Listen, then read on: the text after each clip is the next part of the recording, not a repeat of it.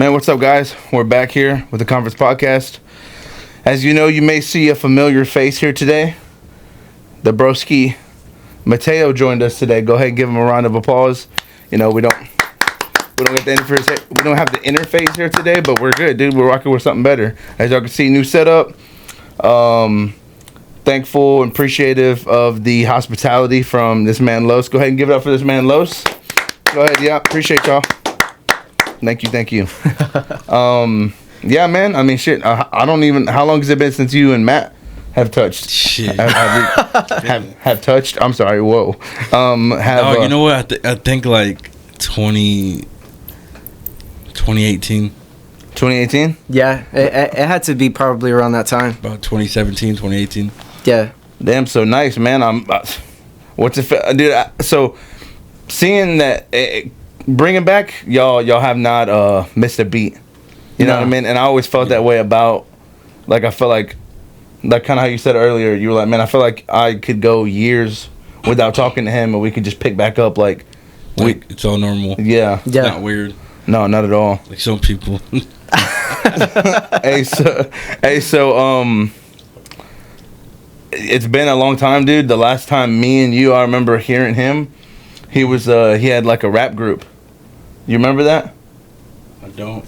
Yeah, it was like a rap group. I think he came out with one project, maybe.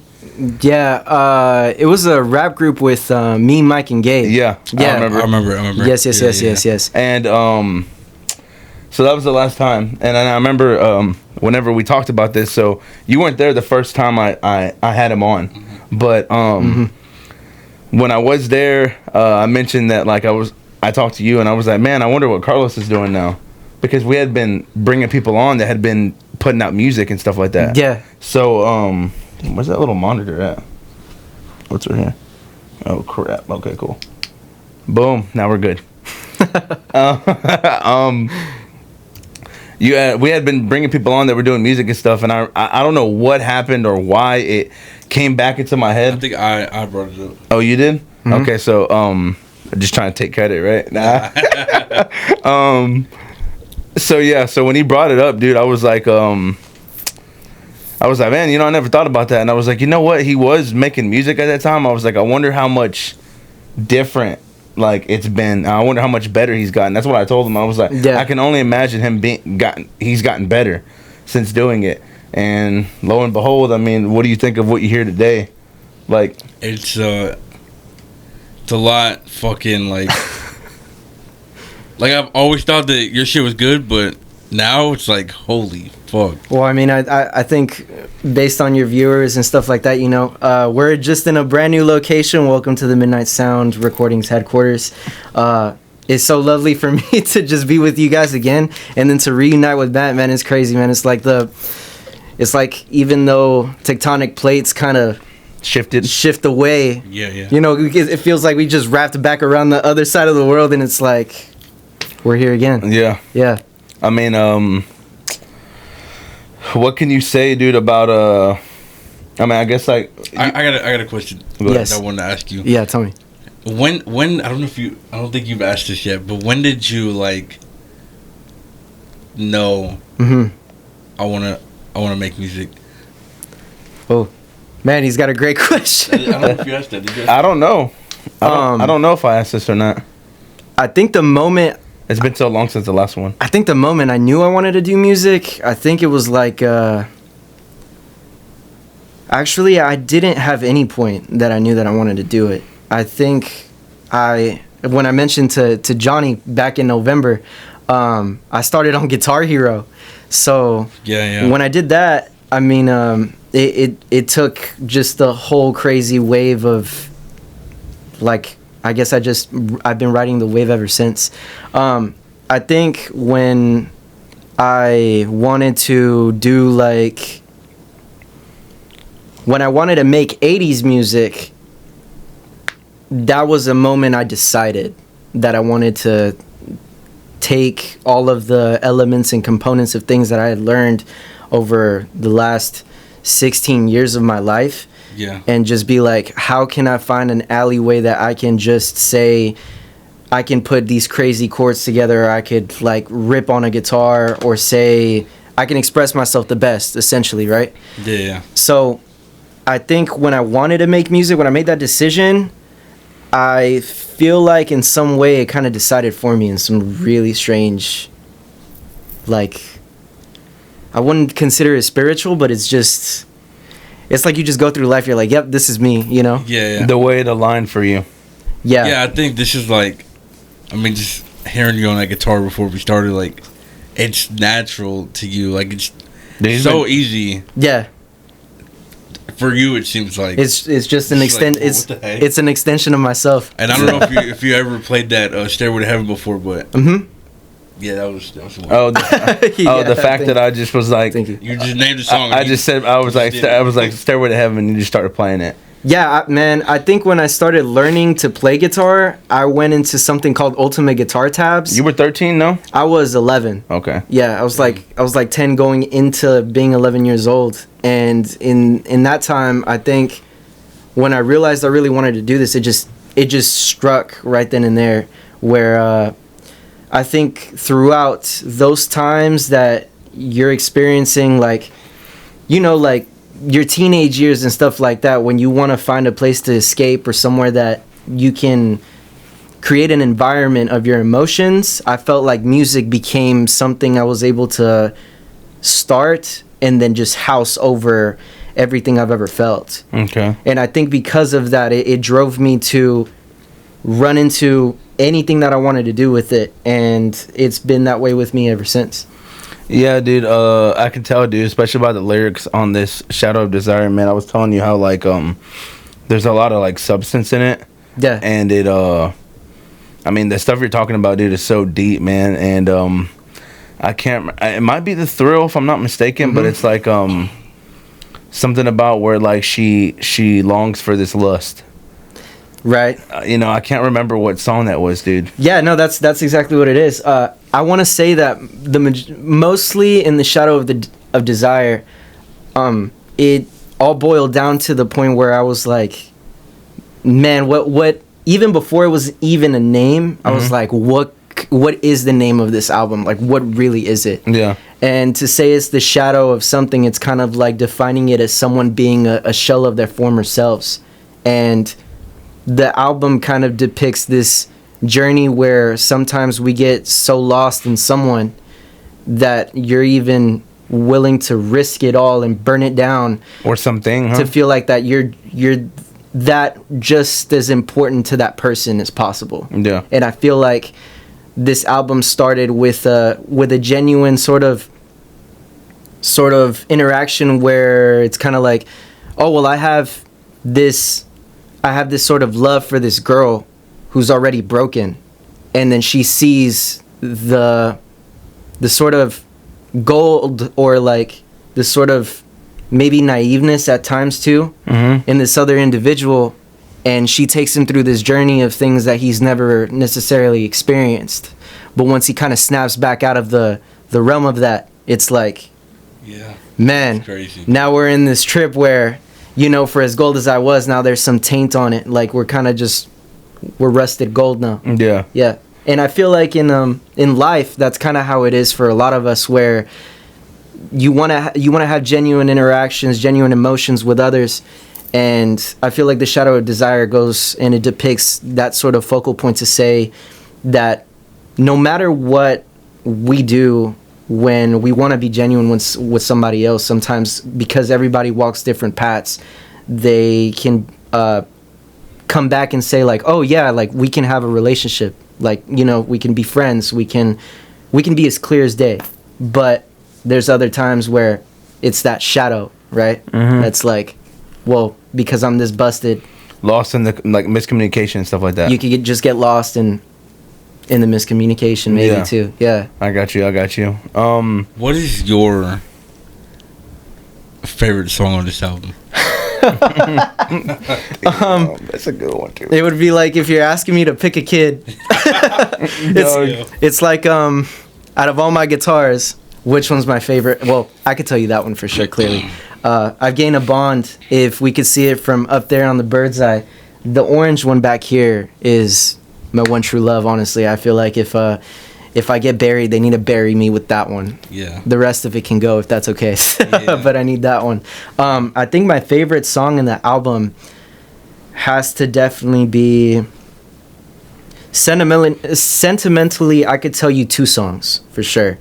I feel like Never Leaving the Fire is one of my really, really top favorite songs, and I feel like Love in the Sky is probably another for me, 100%. And the reasoning for that is because Never Leaving the Fire is kind of like, once you go through this whole experience in this project and in this album, you know, you can notice that there's sort of like a deterioration of like the more that it keeps going, you kind of start jamming it more. You're like, oh, okay, cool. Like it's progressively getting cooler, but it's progressively identifying that it's getting worse, like in the story, right? Yeah. So when he sent it to me, I was only able to listen to. I don't know why he didn't send it to me earlier. I'm like, man, dude, you're being stingy with that album. But so I heard the first 2. Yeah. And it from just the first 2, like when I heard the first one, I was like, damn, like that's fucking crazy. Then I heard the second one. Yeah. It seems like it just gets better and better. No, I appreciate like, it. It's fucking good. Yeah, the thing is I think I'll really give you everybody an insight on which one the most recent and which one the last one was. So the Thrill was the very first one I ever made. Dance Around was the second one I ever made. But the last one was Vice City, which I have heard that one. Was the very final one that I ever made. And my favorite off the album. And I think when I made Vice City, I finally understood where I can expand after this project, because I think it's that kind of, I wouldn't consider it like a dark disco pop kind of vibe, but if there's a treasure chest waiting for me in the 80s realm, I'm digging in wherever Vice City came out of, for sure. Yeah. He came over a couple weeks ago, and I was like, man, that, like, the vibe that I'm getting, remember I was talking to you about this? Vaguely. It was Nightmare on Elm Street. Oh, yeah. Mm-hmm. 3. Bro. Yeah. The opening scene. Yes. That music, that's like, dude, I can hear your... Yeah. Dude, I can hear your music and fucking, like, and shit like that. So, like, much like you, that's for the ones that don't know at home, Matt and I are like horror movie addicts. Oh, yeah. So I love that stuff. This album was very inspired not only by particular events that I visualized seeing in the movie Scarface. Yeah. That's where I want to say 3/4 of this is really from, because I liked the aesthetic, you know, the silk dresses, Yeah. the clubs, and just how like everything looks so neon, you know. Yeah. And when I was creating these songs, I wanted to make that idea so prominent to say, man, I want to build music that goes with that kind of like, it's kind of like whenever people used to say like, oh, the snow's not the same like it was in the 80s. Yeah. It's like I'm trying to give that sort of emotion of, oh, we get that dopamine rush when we listen to this song and we could just let go and vibe. Yeah. And that's kind of what I tried to depict. It's kind of like I sprinkled my own little dose of whatever I had into the project. But with the horror movie stuff, I wanted it to be, it picks apart from a lot of places, but Scarface is kind of like the blueprint of the main idea. And it goes into like, I dabble with Stranger Things synthesizers. Yeah. I really get in there because I enjoy a lot of that. I listen to a lot of the Nightmare on Elm Street sound design and sound effects. And when I built the song High Roller, it goes into this point where somehow cinematically in the mind, I was imagining that this person was sort of fading away into the opening of what Vice City leads him into. So it's kind of semi a horror movie, but I'm super big into horror movies for sure. I love the idea that you took the album with and what it's about, and I feel like it could be applied to like a bunch of different things other than just like, I guess, someone's vices, but just, you know, I don't know, I think it really does a good job of kind of, I don't know, shedding light on like real problems in a way, you know what I mean? Right. And but that's like, it's life, you know what I mean? Yeah. Like, it's literally life, what your album is talking about, and it's the downfall of a person, and just how they can be consumed by, you know what I'm saying, the things that they quote unquote love, you know what I mean, or just want to have a good time with, and how it actually does end up kind of taking their soul a little bit, you know what I mean? Right. Takes a piece of them, you know, they're not quite the same person after indulging in those things for so long, or whatever the case may be. Correct. Like, I think your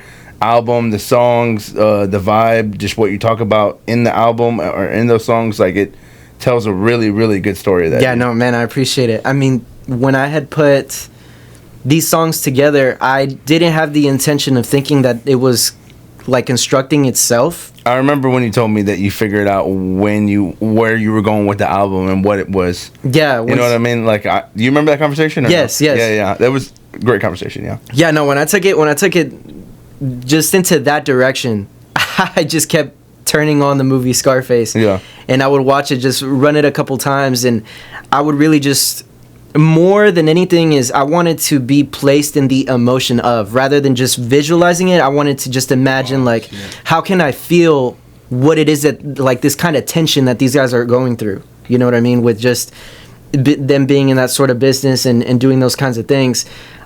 Emotionally, that's when I started to pull things out, and I was like, oh, so in this idea, he's like saying, man, everything I did, I'm still a loser even when I had it all. Yeah. And what's really crazy is it's a definitive moment for me that kind of showed me that you can be the richest person and still never have anything anyway. Mm-hmm. So that's why I enjoyed the fact that when I constructed this album based on this sort of lust that was mistaken, well, this kind of love that this individual had was mistaken for a lust on the other side. It's like it ends in the sense where somebody's like, okay, well, who's crying in the end now, you know? Yeah. And I felt like it leaves a question in the end to say, did he go through the journey, or did he get lost in himself?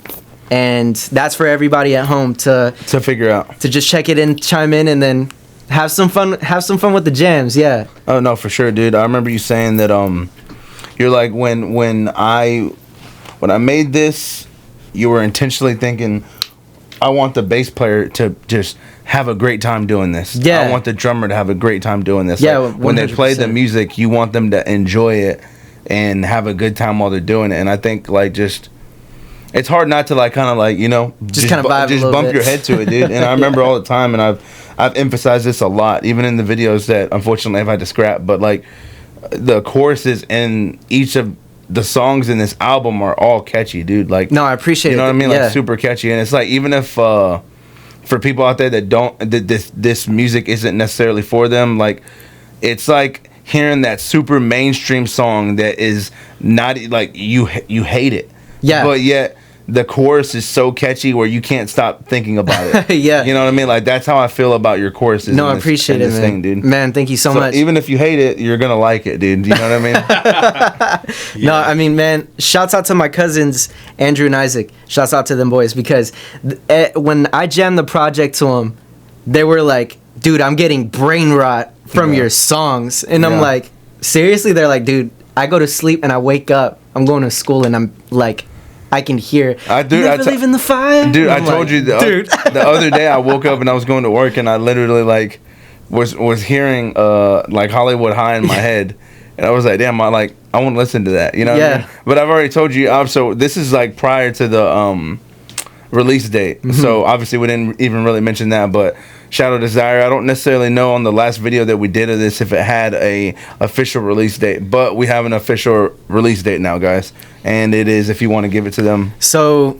we are recording today in September 12th of 25. Mm-hmm. Shadow Desire will be out on all platforms on October 31st this year. That's fucking awesome. Why is it October 31st? I did it for Matt. No, I'm kidding. No. The 31st, there's a whole lot of really special events there, and more than anything, I'm a big Halloween guy, you know? Okay. And I think last year, when I realized there weren't as many kids, like... You still go trick-or-treating? Nah, you don't really see them, any of the kids. Oh, I mean, no, you don't, bro. You just don't see them around anymore. So, I mean, at the very least, the only thing that I would want to do is make that day maybe a little bit more significant, to say, like, y'all remember the emotion of the nostalgia. Ooh, I love that. You know, because since this is an 80s album, I'm not really presenting it. I'm not presenting a new wheel to you, you know. I'm not even reinventing anything. In fact, I'm just kind of giving an interpolation of things and things that I enjoy listening to. And I'm saying, you remember these kind of 90s, 2000s emotions we all had when things had their time and their place. Yeah. And all I'm trying to do is just bring you into this Halloween vibe to say, let's jam right here because I'm returning you back. It's gonna be that's gonna be cool as hell, dude. All for a moment, you know, all for a moment. Yeah. I had last year, me and my girlfriend were outside passing out candy. Yeah. Man, like I probably saw like 6 people, and that's it. I was like, man, dude, it's not the same. And when you see him early, you know, you see him like at 7. Yeah, bro. The sun's out. 9 o'clock. Bro, bye. as soon as you get off of work, you see people. You know what I mean? It's like 5 o'clock. Yeah. So that's wild. Kind of makes you nostalgic. You're like, man, I miss having razors in my candy and stuff. Like, where's the dude that's like following me around? Yeah. I miss my parents checking for fentanyl in my candy. Oh, I know that's new gen, right? But yeah, that's next gen. Back stuff, then, bro. it's like you open a Snickers, you're like, oh man, there's a pistol in it. Like, what's it? Nah, that's exaggeration. Yeah, right. But you know what I'm saying? It's like, yeah, whenever it's not the same no more. You know, I mean, well. But what you're trying to do with this album is bring back. Not that. Yeah, it's not put not pistols in your Snicker bar. Right. Bro. I'm not trying to put anything crazy. Yeah, but like, yeah, it would definitely give the Halloween, especially now since it's not so celebrated. I mean, we don't have any children, so there's no need for us to really go trick or treating. So yeah, I could buy myself some candy. You know what I mean? Anyway, I mean, we're still in the era, you know, where we're borderline getting, I want to say, like when the alcohol and the drinks and those nights, right? Yeah. It's like, it's going to be a 50-50 toss-up if I'm going to party today or I'm not, because I know what the next morning is going to look like. Oh, absolutely, and it's full bro. of pain. Yeah, absolutely, bro. You definitely think about it a little bit differently. But you can still dress up for house parties, you know? Oh, yeah. With friends and whatnot. Get drunk and messed up. Listen to Shadow Desire a little bit while you're jamming out, you know what I'm saying? Exactly. Oh, yeah. When you... I want to know, like... Yeah.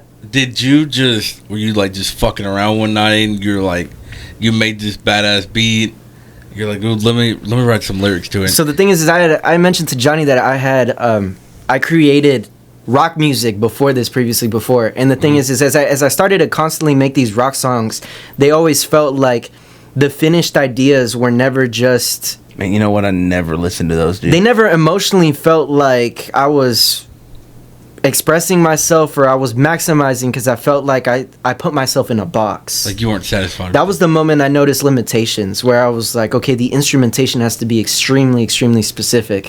When I reverted back and I checked out Prince, Michael Jackson, I checked out Stevie Wonder, I checked out Tears for Fears, The Romantics, I checked out a lot of these guys that were in the 80s realm, I started to notice that they didn't...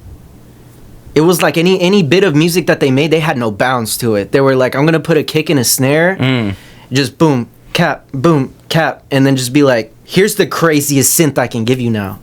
And I'm like, that liberation that's true freedom. So I dabbled in the thrill, and...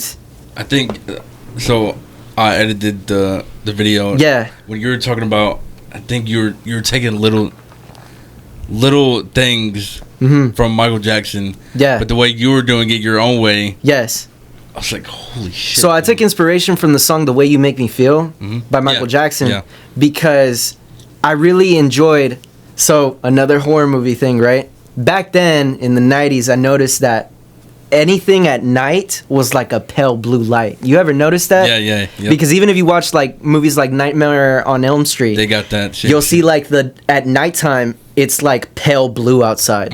And I remember whenever Michael Jackson was doing just the instrumental part of the jam of that song, and he had like backup dancers and stuff like that. Yeah. And I resonated with how the rhythm of that, just bass and a drum going, and you just get that groove hitting, and I'm like, dude, he sprinkled his own sort of dopamine in there. Yeah. And when I wanted to make something like that, I remember, shouts out to Lyle Harrison for this, but I had sent it over to him, and he's been my music teacher since I was like maybe 13 years old. And now I'd consider him my music mentor, Mongol. You know, everything that you see here has been at least a component of his advice, which I take extremely heavily into consideration when it comes to making these massive decisions behind me, right? But now at this point that, you know, when I had done that song, I sent it over to him and I was like, hey, so I'm not really making rock, but I kind of like how this sounds. And when I was making this happening, I had a bass plug synth or something, and it just had that womp womp womp womp womp, and I was like, that's kind of weird, but I feel like because it sounds corny to me, I can make it sound cooler. And I think with that sort of mentality of not taking myself so serious, it was like the floodgates just opened. And when I sent it over to him, he was like, man, Carlos, I'm gonna let you know right now, if you want to change genres and do whatever this is, I support you 1,000%. And at first I was just kind of apprehensive because it was like new territory when you go into something different like that. Yeah. But at the same time, it felt like home all of a sudden. When I was that's dope. When I was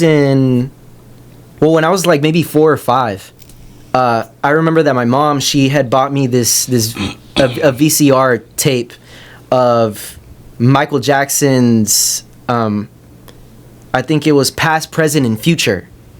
And it had songs like Remember the Time, The Way You Make Me Feel, Rock With You, but it was a VCR of all of his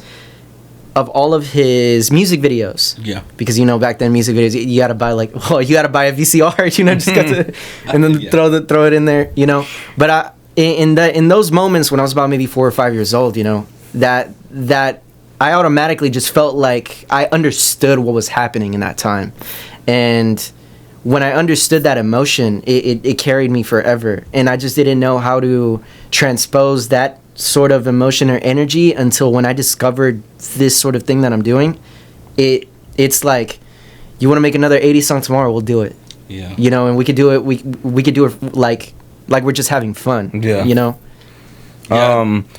I would, so speaking of like, how, to kind of add on to your question, where it's like, how did you like, what did you all of a sudden just start coming up with stuff, or just, you know what I mean, like how do you hear it in your head? And where I'm going at with that is, you can very easily show us.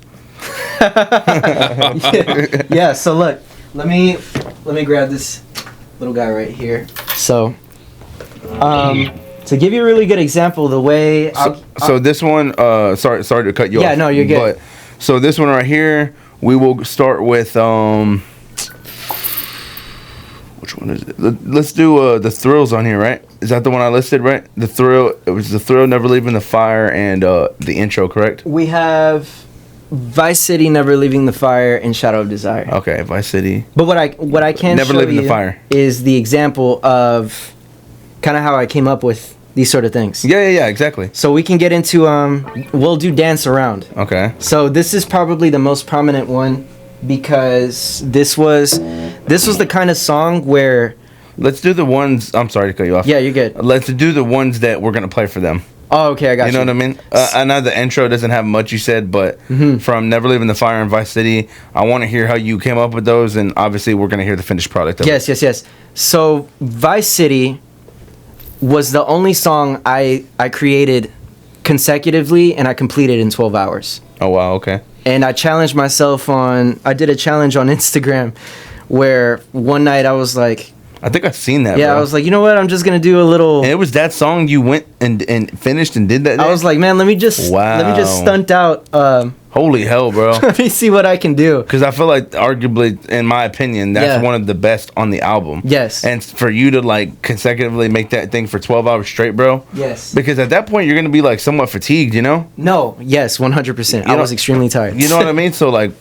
It's amazing you even put that kind of a product out there in 12 hours on... Yeah, that's insane. So I really wanted to push myself to say, what am I capable of doing now in this present moment because of everything that I've already practiced? Basically, what I do when I create music is I try to calculate things as precise as possible Mm-hmm. for me to grasp an understanding to say, okay, I can look up in the sky and just dig it and bring it back down. And those components have a lot to do with the calculation of how do I want it to feel, what key am I going to put it in, how quick is it going to be. And in the meantime of all of those things, I'm messing with tempos, I'm messing with different keys. I'm trying to find what I can resonate with. Literally just string by string, Yeah, hearing it out. like chord for chord. Like, are you able to? So in these particular songs, these were birthed on drums and synthesizer. Wow, really? All of these songs that are back here. That's where the guitar, derived from the synthesizer and the drums on this. 100,000%. On these two songs right now. So in Shadow of Desire, it was a line. It's something that we call a line cliche. So it's kind of like Stairway to Heaven that goes.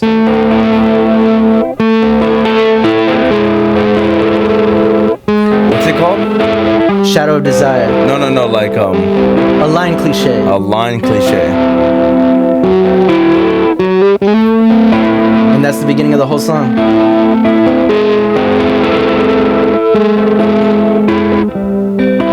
Because you can hear it. This is where your uncle's talking, correct? Yes. Okay. Wow. Wait, so that started from there though? Yes. Correct. Oh, wait. So this one, Okay, so the intro started from there. yeah. Okay, but the Vice City and Never Leaving the Fire started from drums and synth. I'm sorry. I have my information mixed up because you said Never Leaving the Fire. So Never Leaving the Fire is another one that was very similar to Dance Around. When I did Never Leaving the Fire, the way I made both those songs. He said, when I did Never Leaving the Fire, I never left the fire. When I made, yeah, right. No, so when I made Never Leaving the Fire and I made Dance Around, I did it basically like just singing, but not really singing. It's something I've seen Pharrell and Timberland do. Oh, you told me this. You told me about this, yeah. So when I made Dance Around, it was like I literally just made and all I did is I went in and I looked for it in here.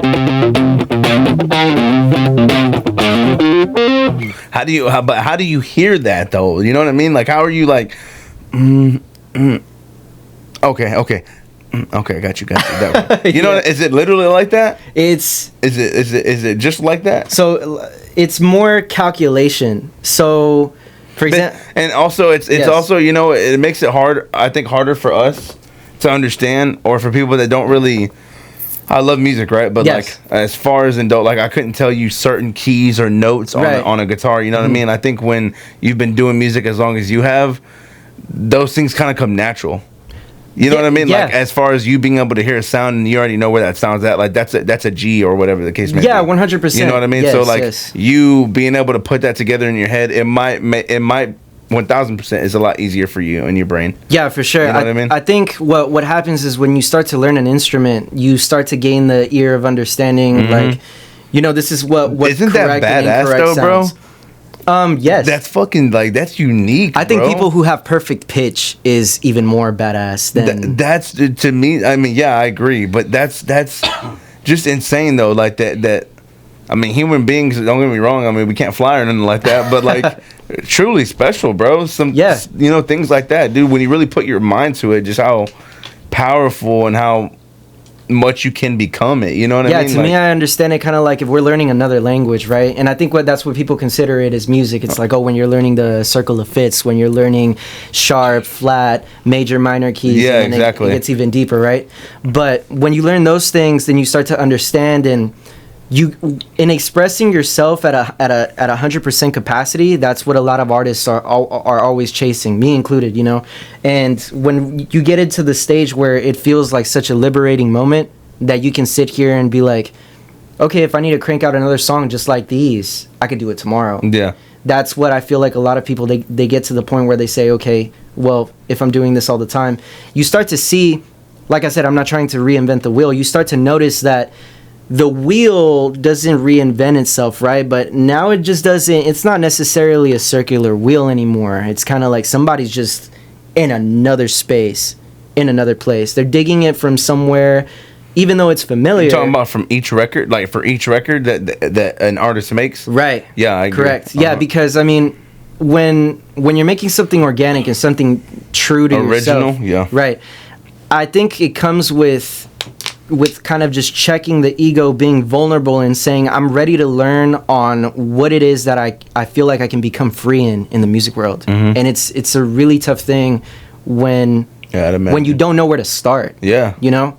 So people walk in and they say, oh man, you got to know music theory. You got to know how to mix. You got to know how to produce. You got to know what 1, 2, and 3, and 4 go, and you know, all of those things. Yeah, exactly. But when you can get over that gap of understanding and doing those things, then you could get yourself into a threshold. The way that I've seen a lot of people say this is, this was something you mentioned to me, but I try to make my music as simple but also as sort of intricate in its own finesse as possible. Yeah. So I want people to just understand it for what it is, but I don't want to stray too far away from that line to the point where somebody's like, okay, this guy's like too virtuosic. He's too prestige in what he's doing. Like all these odd time signatures and these weird keys he's playing in and all of these changes. I feel like the average normal human being see virtuosos and they never heard of them, you know? Mm-hmm. And I think it's crazy, but you know, these guys that actually play like that, they know the guitar in calibers that some of us will pursue for, but in the reality of it, to make a great song, sometimes it's kind of simple. But what can happen is you can work your way so far out. You could be so far out there. Like overcomplicating it? In a technical way, yeah. You could be like, man, I need to learn how to sweep. I need to learn how to do this, how to do that. And you know all of these tricks, and then what kind of happens is when somebody says, and I remember Lyle, shouts out to Lyle because he told me this, he was like, well, what can you show me that's in 4 bars? Or what can you show me that's in 8? What can you show me that's in 12? Or, you know, he was just telling me, from the amount of capacity of things you produce this long, show me what a simple thing you can do in this amount of time frame, and let me know how good you can make that. Yeah. Because he mentioned to me something about, because of how music sort of is now, where we're losing minutes as the years go by, right? Because, well, in real life, but also in music too, because if I revert you back to Queen Bohemian Rhapsody and stuff like that, you got a 7-minute track. But if I take you to, you know, maybe like a Sabrina Carpenter or any pop song that's popping right now, you got a 2-minute and 30-second song, you know. But Lyle mentioned to me, he was like, man, you don't understand what you could do with 2 minutes and 30 seconds. I could load a lot of things in 2 minutes and 30 seconds. I got you. And I was like, whoa, okay. So when he gave me that perspective of understanding, I realized that in the 80s, they used a lot of intricate chords, but they didn't go so in depth out in that field where people didn't understand it. People are still dancing to like jazz chords. Yeah, exactly. And synths. Yeah. So to kind of touch on that, I just feel like because you said I mentioned something about it, but I don't. If what you're talking about is what I believe it is, it's like it sounds 80s, but it doesn't sound 80s, and it still sound like.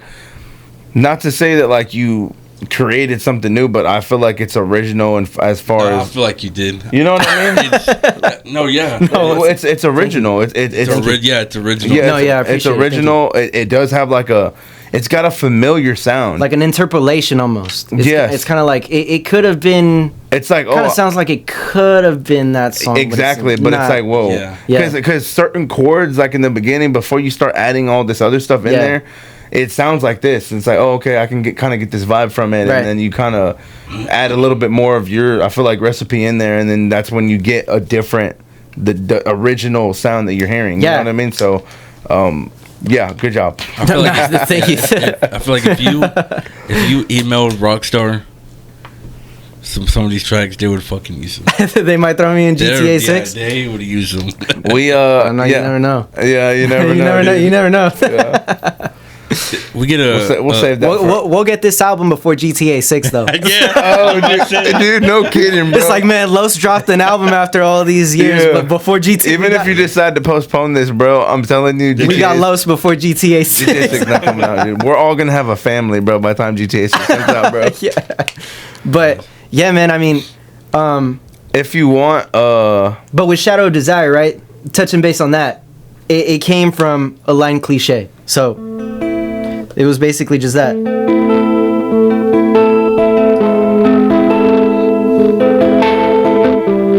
that's beautiful, bro. That's it. You know what that reminds me of? Dude? That reminds me of like some Led Zeppelin or like Kaleo stuff. Well, it's technically Stairway to Heaven because the beginning does that. Yeah. Oh snap! And she's buying a stairway Right. Yeah. So to heaven. See, but She gets, You know? I there don't- she knows. I want to learn how to play guitar so bad, but you just make that look so easy. man, do it. It's Dude, but the thing, you say do it, but like the amount of time that you've put into that, years. that's literally what it takes. You know what I mean? Yes. That's what it takes in order to do some I feel like I could, shit like the I Shadow of really feel Desire. like You know what I Yeah. mean? I really feel like I could just tell you to play any song. You Nah. could just do it. Let's put him on the spot, bro. Put him on the spot. What song is it? Yeah. I mean, if we do Hendrix.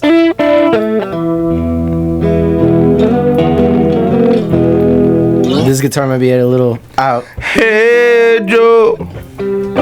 I said, where you going with that gun of yours?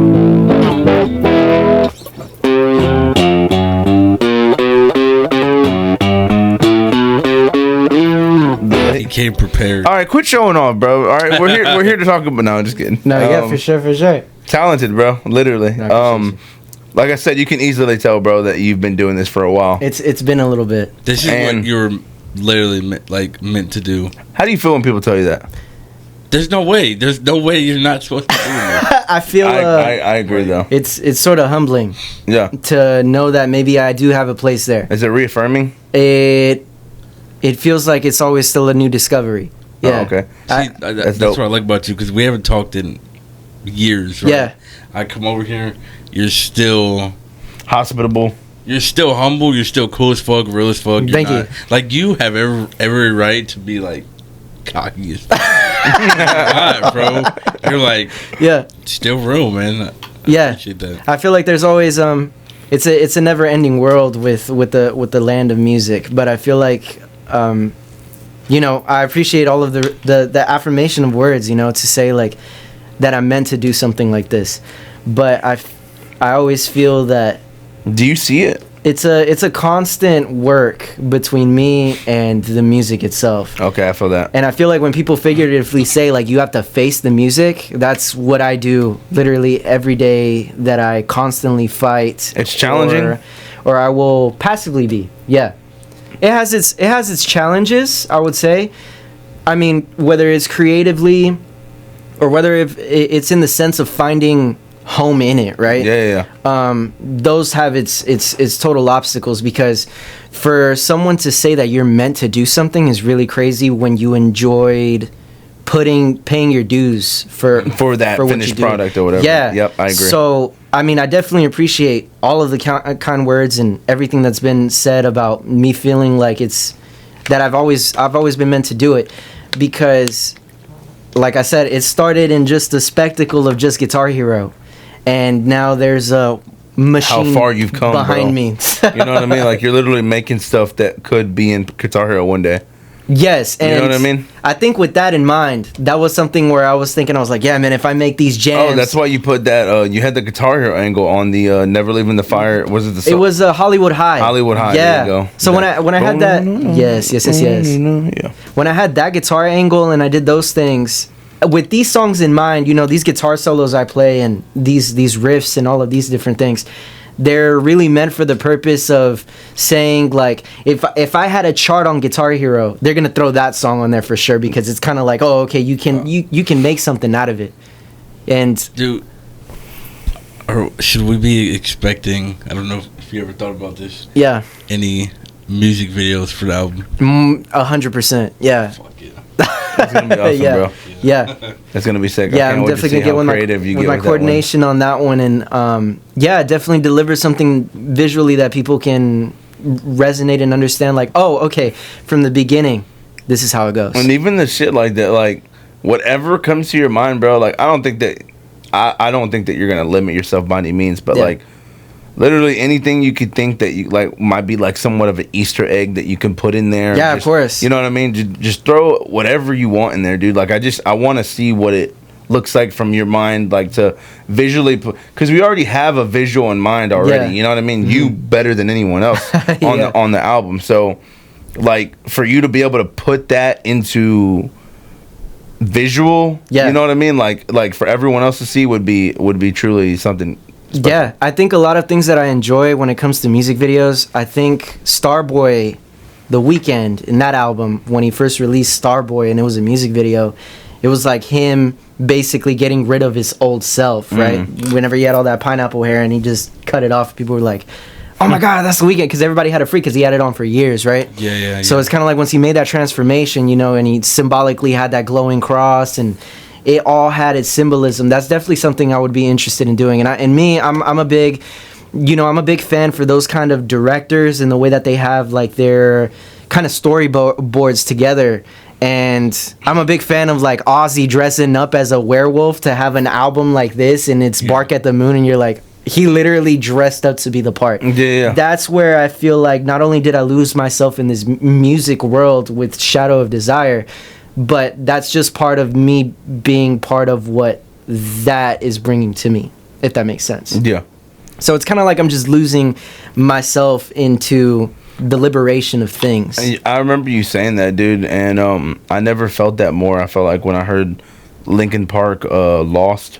Yeah. And when I heard that song, it's Chester talking about there's a scar somewhere down inside of me, something I cannot repair.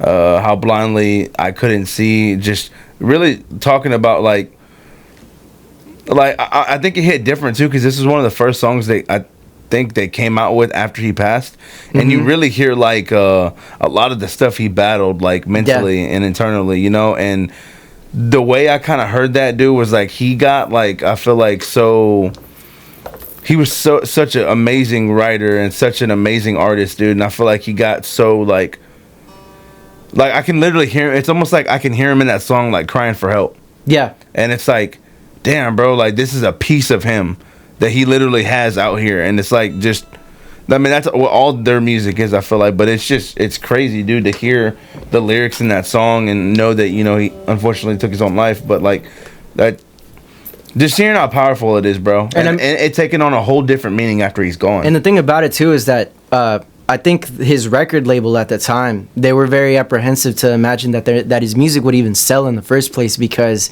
it was very like emotional, vulnerable type. It was a little dark. Yeah, and it was pretty dark. So I watched a couple of those interviews. No, they got a good, where a lot of emo people out there. Yeah, but it was kind of like when he did that kind of thing, and it just goes to show like that was his alleyway. And there's a demographic for everything. If somebody would have basically given him a different opinion that would have been strong enough to influence him, basically influence him to not do it anymore, then we would have never had it, you know? No. And that's why I think in the music game we look at it in different alleys and in different realities.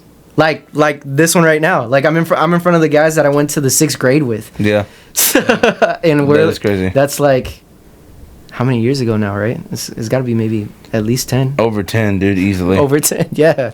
Over 10, because I think next year we're coming up on 10 years, like being graduated out of high school. There you go. Yeah. So it's over 10 years. Yeah, it's easily. over 10. So for us to be in this 10 plus years sort of reality is just uncanny. You know? It definitely is odd and unique and awesome and cool. And I think it's another testament to just like how cool this life can be. You know what I mean? Like the way I see it, man, is I think like back then, dude, especially when we first started, like I've grown so much, like I feel like mentally and like spiritually, to where like, you know, I have tough days like everybody else, but I feel like just I get through them a little bit easier now, knowing like that all this can be gone at any moment, man. And you know, even though you get so like just accustomed to just being able to wake up every day, you take it for granted, you know. Right. The people that don't wake up, you know, today, you know, the people that are like in war, like, you know, in the whole Gaza and Palestine thing that's going on, you know what I mean? Like all like just all the stuff that's going on, like and you not really like, I guess because you're so caught up in your own life and work and all this bills and all this other stuff that's really preoccupying you, I feel like, from really seeing the real picture. And it's like, man, at the end of the day, dude, the people that are here right now, it's a miracle that you're here. Like the odds of you being here, like, we're against you, you know, we're against every single person that's here on this earth right now, alive and breathing oxygen. Like it's every single day is an opportunity for you to literally get one step closer to wherever it is you want to be. You don't have to conform to what the society says you have to, or what just like other people's opinions or what they feel like you should do. Like you don't have to do any of that, man. You have one life, you know what I mean? Right. Do whatever it is you want to do and live it to the fucking fullest, man. And that's the best part about this, man. And yeah, it could, dude, life is tough, man, you know what I mean? But we all would be nothing without our scars. We would be nothing without 1000%. The pain and the struggle that we've been through, man. At the end of the day, I know it's hard to look at those things in those moments and be like, oh, I'm grateful for this, you know what I mean? But at the end of the day, it's going to make you just tougher and build you and mold you more into the person who you're supposed to be. And that's that. I feel like I would consider kind of what that is sort of the, well, I'm a huge fan of Frankenstein, but the thing about it is, you know, with that, I imagine us, the whole concept that I've ever grasped from that idea of it, right, is that it's like every year, every month, every week, every day, every minute, every hour, every second, everything, right? Just down to the spectacle of what it is. You can take parts of who you are and you can literally just mold it to whatever. And like I was mentioning to you, I think it was the other day, that whenever you put yourself together, sometimes people will either in general.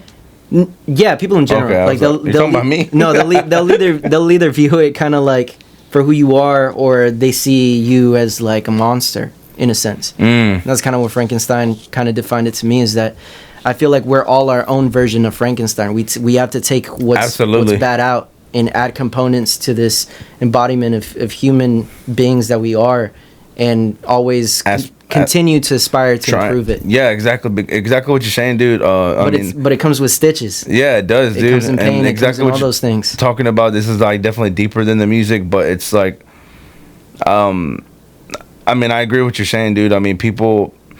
That was another thing, like Bob Gnarly that I had on here, Leighton. He mentioned it too, and it's like, you don't know what took, like, and this is another thing I think about too when I meet certain people that are just very understanding and very good people, like off the top, you know what I mean? Like, I guess yourself, you would probably be one of those people. Like, appreciate it. Anyone that's like associated with you, I know that they're a good person. Thank you. I know that they're good because I know I have a very good idea of who you are. Yeah. And I know the kind of company you keep around. You know, Mike, for example. Yeah. You know, we met briefly, but for you to refer to him as your brother, like I've talked about before, it was a big thing. And I mean, he was respectful.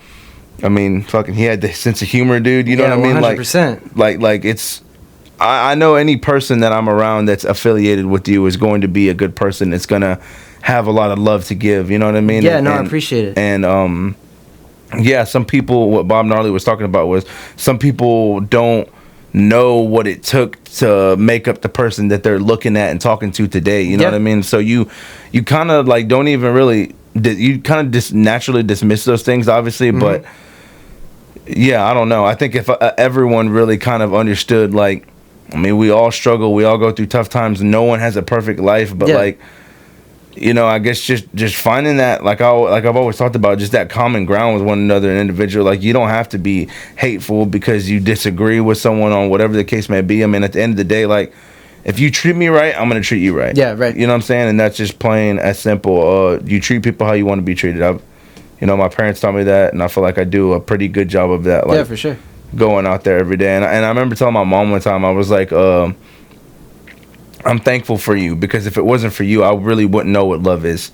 Like you are like the definition of what, like, I'm so grateful. I thank God, I thank the universe, man, for allowing someone like her to be into my life, because what she has shown, I feel like all of us, man, and like it's just a lot deeper than I think anything, you know, both my parents in general, but my mom specifically, man. I mean, that love was like a huge factor, and I think it's a big reason why I'm like empathetic and so understanding when it comes to people and stuff like that. Like, yeah, I feel like I just have a big heart, and I feel like I always have a lot of love to give, and like, and that even goes for like supporting and stuff like that. You know what I mean? Like, so like, after you got off the show and all the love and support that you showed it, you know what I mean? Like, you even went as far as to go make your own clips for the show.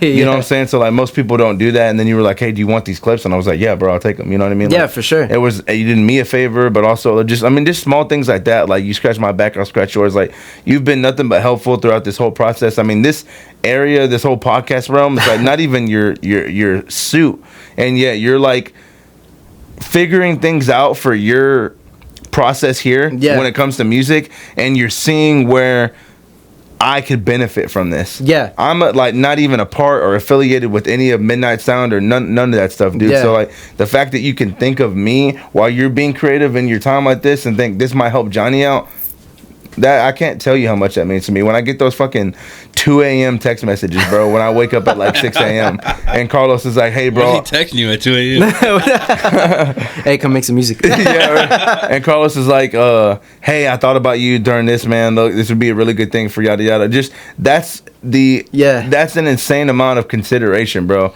to have for another person who, I mean, yeah, we are helping each other in this way for sure, but still, like, it means a lot, bro. No, I mean, you know what I mean? I appreciate it. It means a lot, dude. And that's just me, man. I mean, if I could give you some information that may be very valuable to you, and I know that we're in similar grinds. Absolutely. You're just in it's a different process. It all has its nicheness, right? Yeah. So, I could definitely understand where there's certain angles. Like, if you have questions, I'm the kind of guy that, with even my clients included, shout out to everybody from the Midnight Sound, that, you know, everybody when they come in, they have questions and they have issues that they need solved, and it's because of what I don't know and I'm willing to figure out is what I enjoy about doing it all. Dude, absolutely, bro. And I will tell you that's he took that, like, Matt, he took that whole board apart, bro.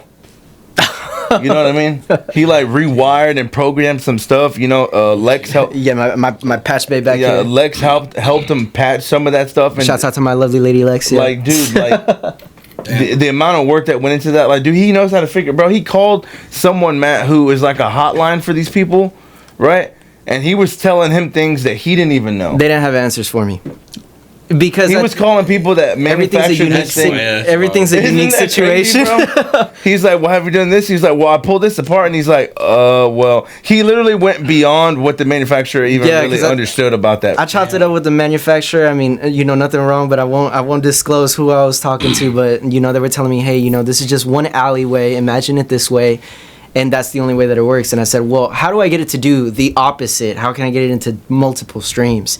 And they're like, well, you can't do that. And I said, okay, I'll talk to you later. I'll call you back. I'm gonna call you later.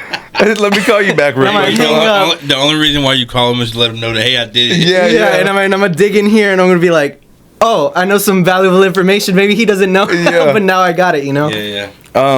Okay, so I mean, fast forward all this stuff. Yeah, tell me. Great talk. Yes. The intro. Please play the intro for us, dude. Yes, I got you. Let me get this computer to go. So this intro, Matt, this is what I was hearing, or everyone as well.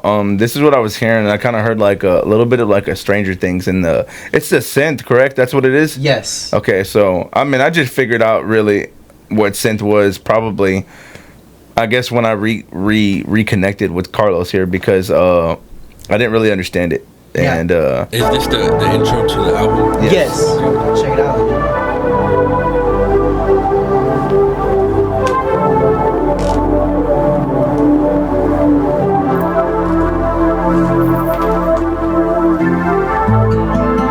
In the city's ruthless heart. you The crank it idea up? of love Just a tad kills the bit. innocent. What is That's thought good. to be true is an illusion of lies chasing to further one's time within their false euphoria. That right there, that's like Stranger Things, dude. As the city You hear that? stars shine over its cruel fantasies, temptations grow the moment, opening a dream with no idea of the cost. It's the night that comes to burn city lights. It's the vibe she brings when we come alive. Ocean eyes drown out my sorrows a while. So why not stay for a while? In love with the vibe. My shadow is sad. In love with the vibe. My shadow is sad. Will he save himself, Bro, That's cold. that's what I'm saying, dude. or will he fall victim? Poisoned by delusion.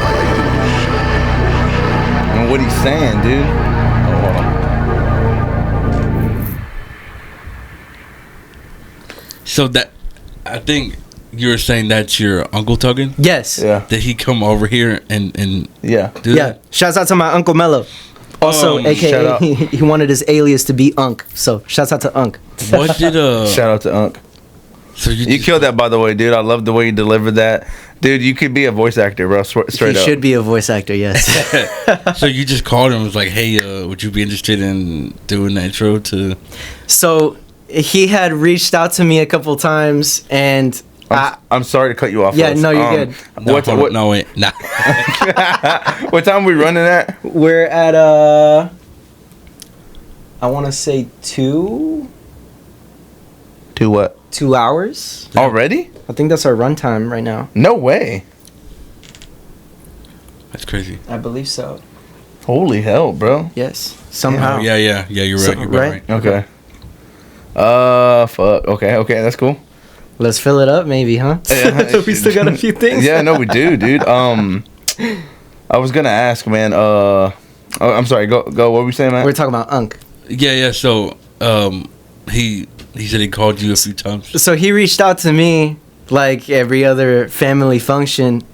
He was like, "Hey, when you gonna put me in the booth? When you gonna put me in the booth, man? Hey, put me in the booth." And Yeah, I'm yeah. like, and I'm over here thinking, and I paid a whole lot of attention to my Uncle Mello, especially because of how the timbre of his voice is. So we all have like a variable resonance, and within all of us, so none of us all sound the same, right? No. So he has that kind of like grain to him, that very like if he talked real low, I was like, give me something dynamic, like talk to me like if you were to be aggressive or if you were to be suspenseful, like tell me like all of these different things so I can like really understand what your voice sounds like. Yeah. And he was like, what about something like this, you know? And he's kind of just started telling me all of those other things, and you know, when he was like telling, I guess I was just auditioning him, and I was like, okay, you know what? I think that might be a good idea. And when I was working on this project, I think he took a whole lot of a good amount of credit in it, and he wanted to really be a part of something that, you know, I was involved with. So I mean, I had absolutely no problem putting him in a way that like his integration isn't like the sort of thing where it's like, oh well, this sounds really off in contrast to what's happening here. Yeah. So when he landed in, he was actually a little bit under the weather at that time, so he was a little sick. Do you think that kind of made it sound a little better? And it worked at his own benefit. did, Yeah. bro. So I mean, I think from everybody that's told me this intro song, the way that it sounds, they're like, man, Loz, I didn't know that like you're making like Sonic movies now. And I'm like, no. It's just the ideas and the things that I was thinking about at the time. But yeah, after all that time that he told me, hey man, put me in the booth, I was like, you know what? I might have a little spot for you and something that I'm thinking about. So when he came in, I had that sort of dialogue written out. Okay, I was gonna ask. Yeah, and when I wrote it out and I typed it out, he was extremely receptive, and he took it all in and he immersed himself in saying like, I want to give him what he wants. So to me, I couldn't ask for a better opportunity for him to kind of just really take it as serious to to as much as I guess I took it serious in this album as possible, you know. Yeah, damn man, that's awesome that he wanted. Like, maybe at first you probably thought he was like fucking around, but like for him to actually come over here and take it serious, and do that good, that's pretty bad. No, he did. He definitely he brought it up, and that was game. And I was like, all right, what is we're here. What's one thing that I don't know that I've ever asked this, but I don't really. Yeah. What's one thing I think you would want people who are listening to this album to kind of take away from it? I think the takeaway would be, maybe I would say probably 3 things. And number 1 would probably be is the hope that maybe those who tune in know that when they come back to, let's say, the music that I have to offer, that it gives them the same sentiment and emotion as if they're just listening to me for the first time. That's a really big takeaway that I would say. Yeah. That anytime you go tune into a new track, you're like, man, dude, it's like a different experience, but I'm understanding and feeling the vibe from that. Yeah. And you can have a great time with it. You know, I'm trying to house projects that involve a lot of just vibes, you know? Yeah. But and I feel like emotions maybe. With solid emotions maybe packed behind that too. Yeah. Yeah. And when I make these songs, I have like an awareness, but also at the same time you have to be kind of levitating in a sense in this creation where you have a sense of understanding to not take yourself so serious. Mm-hmm. So being that much on the floor, and then understanding that over here it's like not just from not taking yourself serious, but also not to take it so serious at the same time. Having the balance of those two, to have a detachment but then understand and then move ahead. Yeah. That's always been an aggressive battle that I think everybody as artists, that's kind of what we encounter a lot, because when you get in your head, it's game over, you know? Yeah, absolutely. I can imagine. Yeah, but you just start overthinking everything. Yeah, if you could just step back and just understand what the song is, and if it does in that moment go from a demo to an identity, just follow it. That's why I say I think it's so, like, anyone who does music and even makes one song and it sounds great, like, to me personally, I think, like, that's like it's a true talent, dude. And sure, maybe they're guided by the producer or whatever the case may be, but still, like, I mean, the person that's being guided will eventually understand how they're being guided and kind of, like, learn that way. You know what I mean? Yeah, I've trained a lot of people in that sense where they walked in blind and they go, Loz, I have this beat and this is how I'm doing, like, the flow on my rhymes. And I think it's literally just because they're in here, dude, and I think when you're that deep into it and you're that about it, like you say you are, your brain is already going to, like, creatively, like, I feel like just kind of think about stuff, and even especially the way you explain it, they're going to understand it to a deeper level, and I feel like that understanding is going to come with the, like, being able to hear things that they weren't normally hearing before. You know what I mean? Yeah, more than anything, what I always try to do is anytime I'm referring something or I'm giving a piece of advice, I'm very careful of what I say, because I understand this game to the point where you have to say, if you have maybe certain particular obstacles, you're going to go give this creation to someone that you have to say, I have to trust you, but I need you to care enough to produce something that will follow this blueprint that I've started on.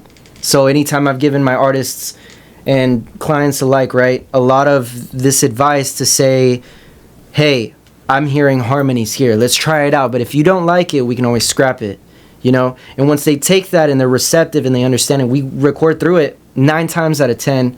Well, I'll be a little bit better about that. 7 times out of 10, they will be like, hey, that was good, let's keep going, you know?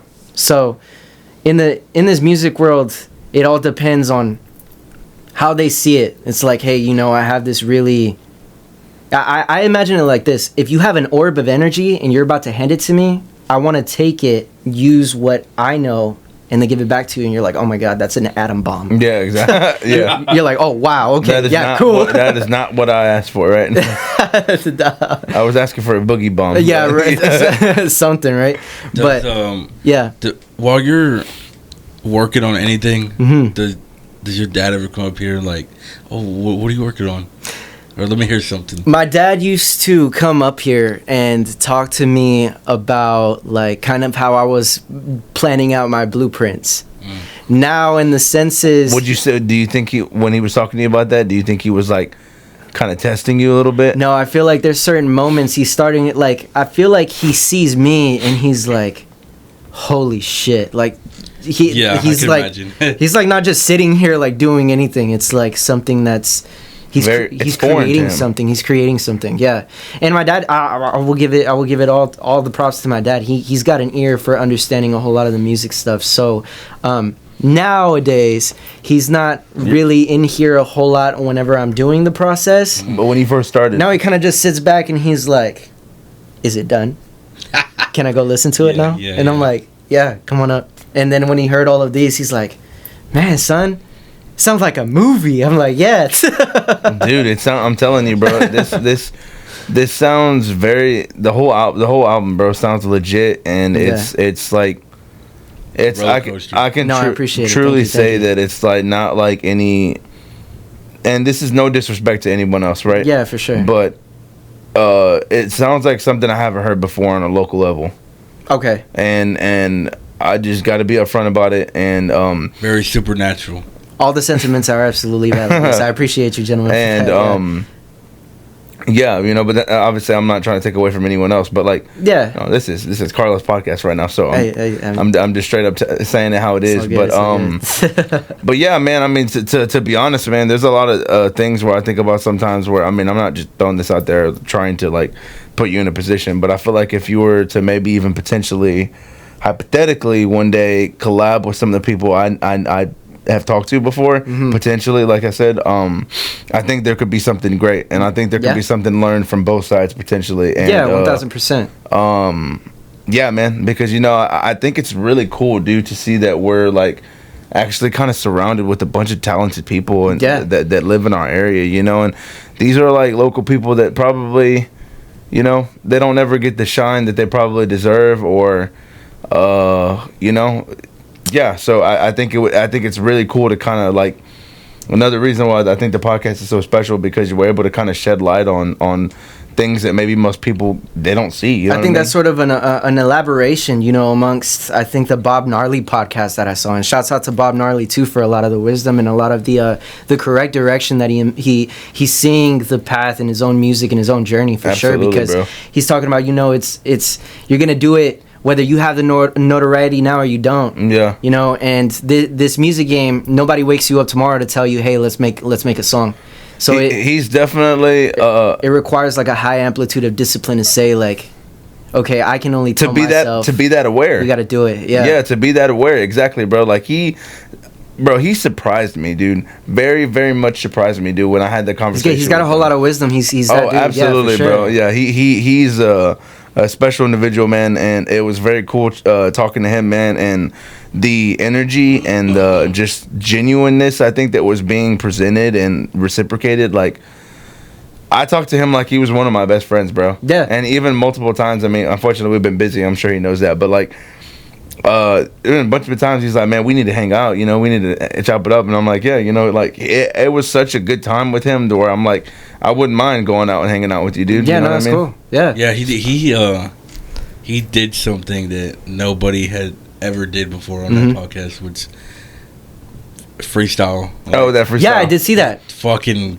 That's cool. That I'm freestyle. editing the video. Yeah. And I'm like, Huckle. I'm like, bro. No, yeah, he had the whole drum machine Yeah, now and too. I was like, oh man, that's cool. He broke down everything and showed how he sampled, like he did that shit quick, bro. And Yeah. I was telling him, I was like, well, how long is it gonna take? You know, because Yeah. unfortunately, man, these cameras, I'm limited in certain areas when it comes to this podcast stuff. It won't be like that for long, but Yeah. we're still innovating. Yeah, 100%. And you know, thanks to the help of you as well. But Like, you're good. like, yeah, man, when he went there and he wanted to break that down, dude, I thought that was so cool and Yeah. yeah. special, man, and just even opened up more of like a just what we could do with our future podcast. You know what I mean? Like how there's really truly no limitation on We're landing the guitar tonight. Yeah, That's for exactly, sure, dude. yeah. Like we're there's no limitation on where it is we can go with this. And I think dude. that's how it should be. Yeah, absolutely, bro. how it should And be. the liberating feeling of knowing that and There you having go, that, bro. there It's you go. literally like, this is awesome, bro. You know Yeah, what I mean? 100%. It's so cool. It's 1000%. it's great to be alive, dude. Yeah, for sure. I And agree. being able to hear the shadow of desire, dude. Yeah, and So, kind of touching back on that. yeah, here we are now. If we can hear the let's hear Vice City, dude. Vice City. Yeah, man. Unfortunately, I think I have to wrap it up after this, dude. But I want to talk about Vice City a little bit, and then we'll close it out. Yeah, for sure. Let's do it. Here we go.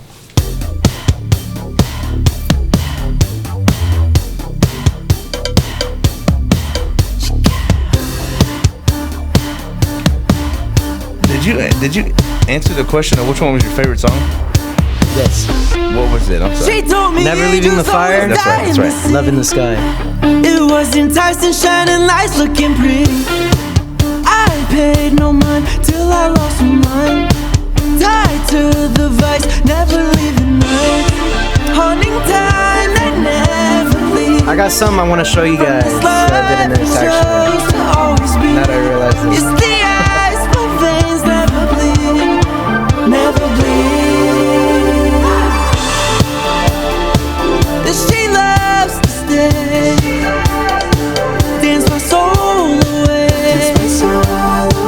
and she loves to take thrills I can't escape, and she loves to take, dance my soul away,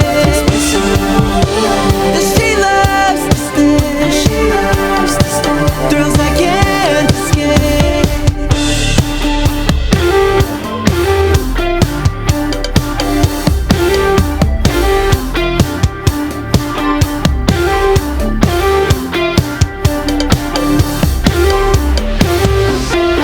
She told me there's no reason for me returning. What's bad about a king when his will comes burning? I When we take the drums out just for that little bit, bro, it's like it hits when it comes back. Take a bro. peek. Yeah, for real. Haunting time that never leaves. Is that the kick drum, From dude? this life I chose to always That's it. That's just You're the beating kick. the hell out of that thing, bro. That means beating the hell out of that thing. never bleed. And she loves to stay, dance my soul away, and she loves to take thrills I can't escape, and she loves to take, dance my soul away, and she loves to stay, thrills I can't escape. I always imagine this part is like a star falling. And then there's a guitar. Boom. Tight. Dude, the solos are insane, bro. Thank you. Solos are insane. Real subtle. Real like, subtle, but like, dude, that's like he still just got that tone on it. I'm He's just still shredding the shit out of it, dude. You know what I mean? appreciate you. Thank It's like a subtle shred, but Yeah. it's like, bro, he's fucking doing it. She loves to stay, dance my soul away, and she loves That's beautiful, bro. That you put that echo, that backup echo, dude. Yeah. Great, dude. and she loves to take, dance my soul away. I wanted it to feel like a wave. Dude, that's what some of it sounds like, bro. Backgrounds came in. That's what like Thrills I the can't intro sounds like that, dude, and this one definitely sounds like that. So I wanted to make a point about the end once we wrap this up right here. thrills I can't escape. I can't imagine listening to this shit. Thrills I can't escape. That'd be dope, dude. I'd be like, fuck. Pretty sure you're gonna project out of your eyes Yeah. like On some mushrooms would be crazy. no, like bro. one of those like those RCA TVs. It's like you're just gonna like look and all of a sudden your whole TV looks like one of those static TVs. When you put your face on it, Yeah. you could feel it like turning on. tickling you a little Yeah, bit, maybe. it's like that's all you see projected. You're Yeah. like, oh my god. I don't. Hey, I'm sorry. Can you peep that camera real quick? Yeah. From around the corner. I don't. Are we good? Still good. Oh hell yeah, brother. I don't do drugs or anything, but I might do it for this album. Yo, that's crazy. That's what the album's about, bro. Yeah, I mean, I might do it for this. this boy here. It's about it's about the abuse, the lust for the vice. There you go. or Yeah, whatever I mean, case. technically, love is a drug. That's very true. That's just kind of what it was in this whole trip and this whole thing. damn, bro. And one of the biggest points I wanted to point out. You're dropping bars right now, bro, and this is all for free. It feels like What? like it's a fucking roller coaster. Yeah.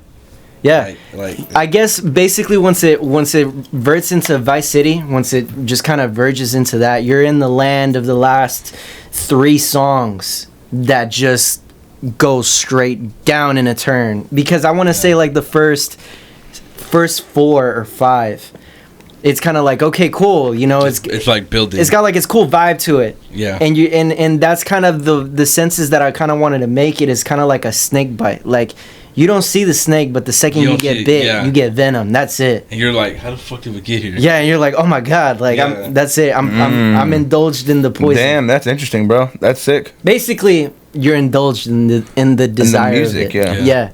But one valid point I did want to make over here about this is when I did the end of the song, I took a lot of Eddie Van Halen inspiration for that. So we're talking that thing. That's fucking awesome. So I did that. Wait, is Eddie Van... I mean, correct me if I'm wrong, right? Yes. But is it Eddie Van Halen? Did Eddie Van Halen start that? The tapping. Yeah. So I'm sure that's been a thing for some time, dude. So- but you so- know who I've yeah. first ever seen do it was Sinister Gates. ah. And I know that he wasn't the first one to do it, but Yeah. he's an insane guitarist. Yeah, Van dude. Halen was also, I want to say he wasn't the guy that invented it, but he's the guy that found that and he expanded upon it. Okay. Basically his artistic liberation came through with the speed and precision he had. Yeah. And then a lot of that tapping was contributed as well for him to expand. Like basically he taps chords. It's in crazy threes or though, in like how, fours. when you're tapping these to get it to make that sound like that, because it sounds like you're almost plucking it. It almost sounds How that are way, you yeah. doing that? It's pressure from the fingers, and Van Halen had some heavy. He was heavy-handed to be able to be tapping like no tomorrow, and that in itself is a practice of, Yeah, of dude, no kidding, dynamics. because I've. Let me do that real quick, dude. For real. Yeah, for real. He's like, I want to try it. No, please, man, go ahead. Here you go. Shit, Johnny might be on the next album.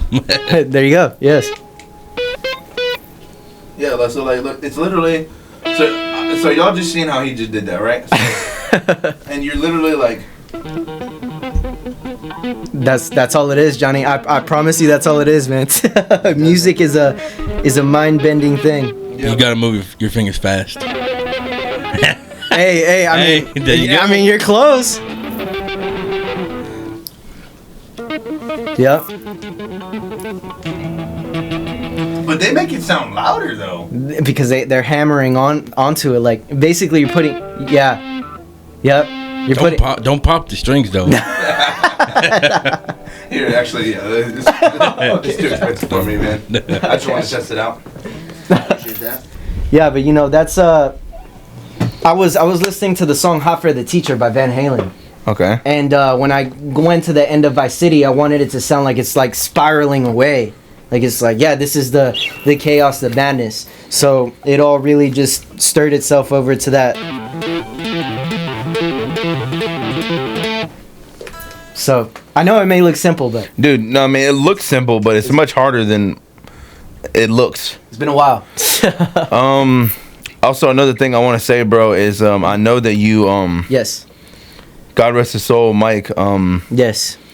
you mentioned that you are dedicating this album to him. I think, if I'm not mistaken, I've seen it. 1000%. This entire album is dedicated to the loving memory of my boy Mike, for sure. Yeah.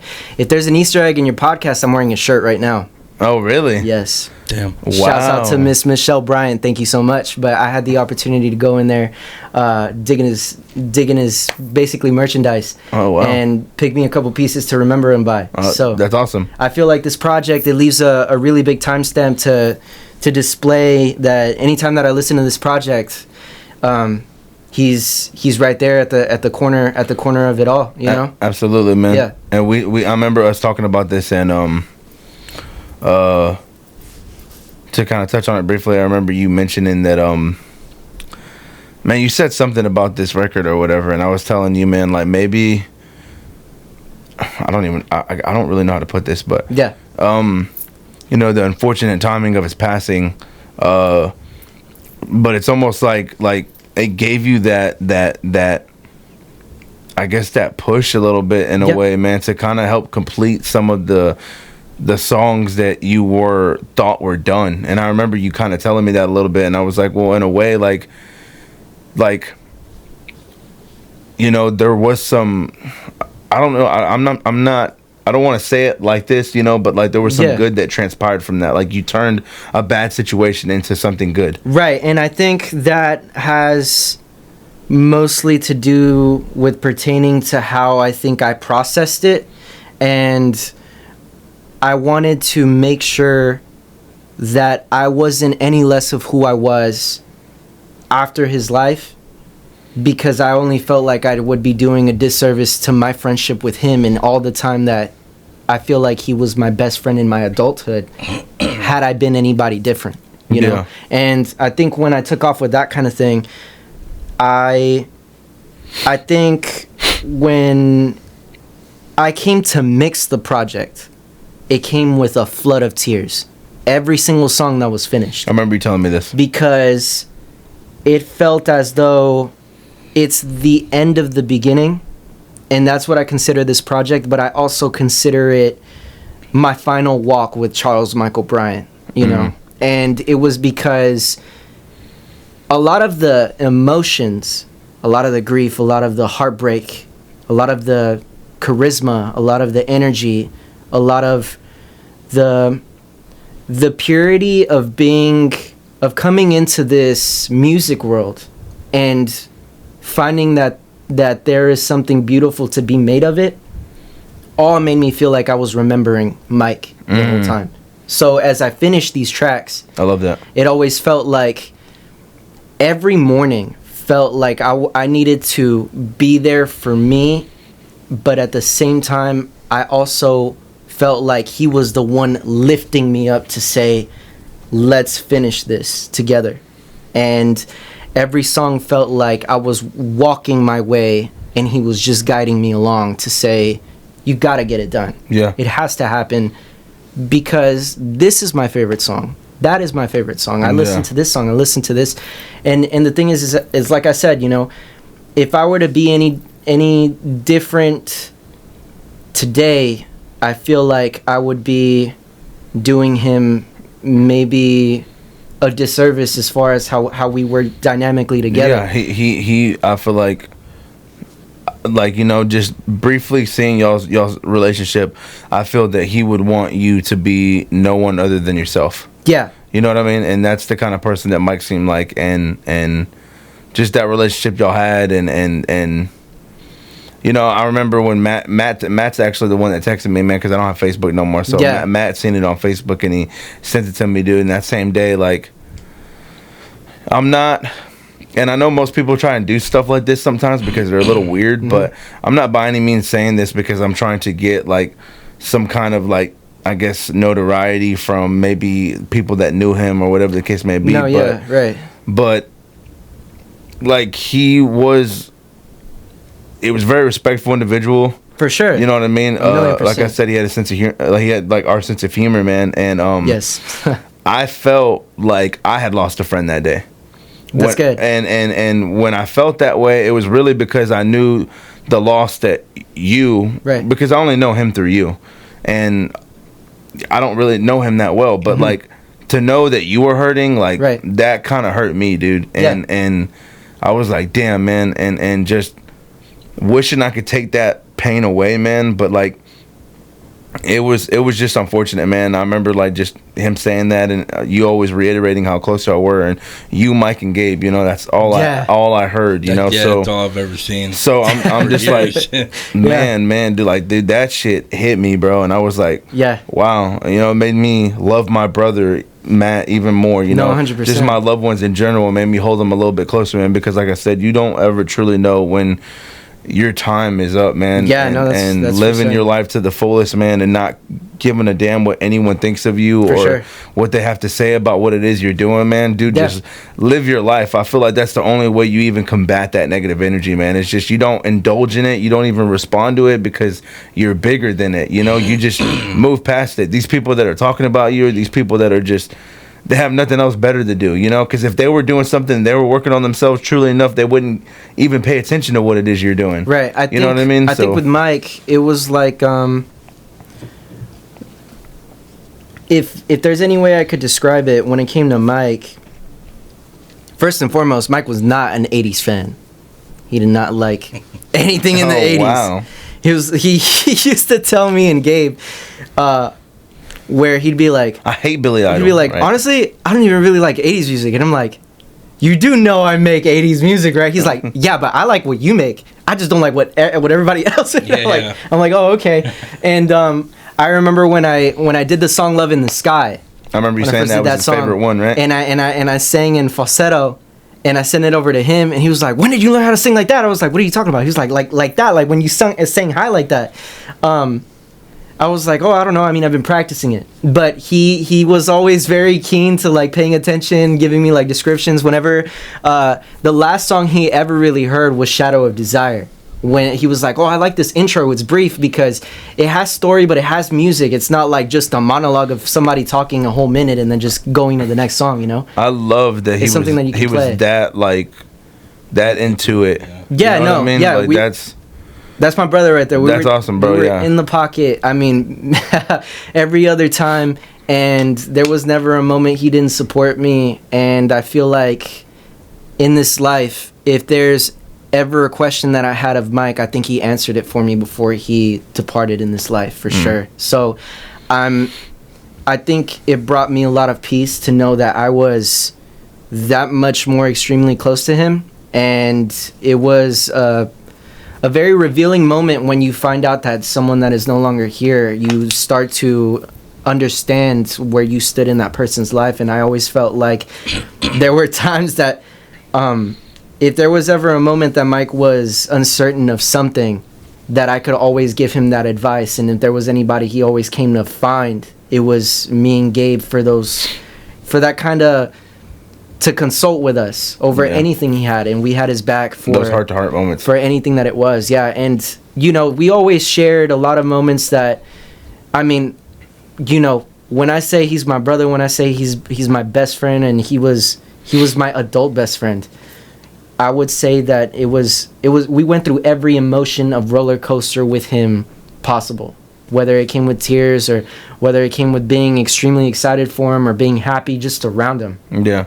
Or even what becomes the adverse part of it, where it's like, oh well, we even shared a heart, like those wholesome moments where you have to say, let's be honest with ourselves now, and let's really get down to the bottom so we can progress. We enjoyed him in every step. Yeah. That had to do with, Whether it was him falling down, you know. I love that man with all his flaws, Yeah. with and without. Yeah. And I was never the guy to want to take anything from him. In fact, I was always the one that just enjoyed what he had. And he would come to us, me and Gabe, to be able to continue to expand on the person he was becoming. And I feel like Shadow of Desire, this album is extremely dedicated to him, because a lot of the sentiment and emotions of having this genuine approach to these kinds of things, and kind of like dissecting and saying, Yeah. once all of this noise is finished at the end of the song, is there anything else worth taking a second look at? And the reason why I make music is not only to be able to live through it in the speakers sonically and be able to leave it here forever and say, if I'm gone tomorrow, this is what stands behind. Yeah. And people can see what this is. Yeah.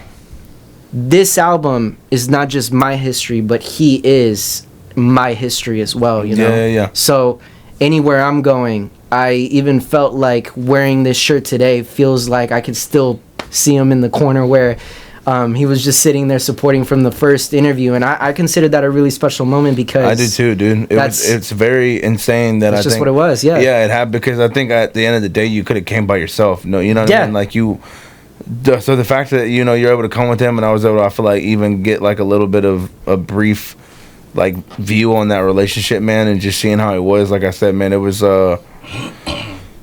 cool to even be able to be around y'all, man, because I think there was a lot of love between the both of y'all, man. And I think when 100%. when y'all stepped into that room that day, y'all brought a lot of love with y'all, man. So I think I felt it. I appreciated it, man. It was reciprocated. And honestly, man, before I ended it, I knew that this project was dedicated to him, and I didn't want to end this video without mentioning that, man. Yeah, 100%. And you letting everyone know how much more vital of a piece he was to this whole process. 1,000%. You know what I mean? So I wanted to shed a lot of light on that, man. And out there to I will wrap it up here right now. But I don't know if you want to mention anything right now. As I said before, hug your friends, keep them close. Exactly. Tell the people that you care about, that you love them, that you care about them. Share every moment that you absolutely can with those that are still here in this moment, because if there's ever an issue, there should never really be an issue, because you can always address these things through communication and understanding. It's better to be able to have an uncomfortable conversation than to live in the regret of that. Absolutely. And I firmly believe that as well. So in closing thoughts, Shadow of Desire, October 31st. You can catch it on every single platform that you can find me in. And we'll probably be making some music videos sometime soon. Shadow of Desire, October 31st, in the dedication of the loving memory of my boy Charles Michael Bryant. And I'm not me had it not been for him. And I appreciate everybody that tunes into my boy Johnny. And it's so awesome to see Matt all over again. And we're just sharing it. Yeah. One more time around the world, Yeah, and this moment, man. Regardless, dude. I am very thankful to be here, man. I appreciate your time. I appreciate you, telling us all about this, give us the insight, man. For sure. Letting us hear your passion, man. Just fucking, you're sitting here like just oozing with that stuff, dude. and like it's truly something special, I think, to be able to hear this, man, and see like what someone who I knew growing up, man, was able to make something I think as special as the Shadow of Desire, man, because it is I don't know, man, it's a thing that I feel like I can hear myself listening to and putting on my playlist, dude, and just I'm always gonna think of these moments right here, dude. When I hear this album now, the moments when I first heard it, the moments from when so like it does mean a lot, man, and I think it's coming from a place, man, where like throughout my struggles of doing this as well, and to be consistent with it, to just push content constantly, man, and just never give up at it, man. Like this is a big. I listened to this throughout this whole process, through what I'm doing, thank you, appreciate what I'm figuring out, man. So like it's awesome, bro, and it's special, and I can't wait for y'all to hear it, man. And to add on what he said, man, don't, the loved ones that you still have that are here, man, hold them tight, let them know you love them, let them know you care about them, man, because you never truly know what tomorrow has for any of us, man. So thank y'all guys, man. Don't forget to like, comment, subscribe. I appreciate y'all watching this video, even if it took you a couple days. I appreciate it a lot, man, and it was good having you back, Matt. I appreciate you coming. Thank you. 1,000%. Yes. We'll be back. Yes, sir. We'll be back better than ever, dude. It's like they say, music is life, but if you just listen close enough, life is all over the music. 1,000%. Bars, man. He's been dropping stuff for free all day, bro. Oh man, dude. All right, guys. Well, we'll catch you on the next one, man. Comment, man. Let me know your thoughts, dude. Let me know what y'all want us to do next, or whatever just anything that will give us ideas, man. I would love to hear y'all's opinions. Y'all have a good one, man. Y'all be safe, dude, and we'll catch you on the next one, man. Peace. See y'all.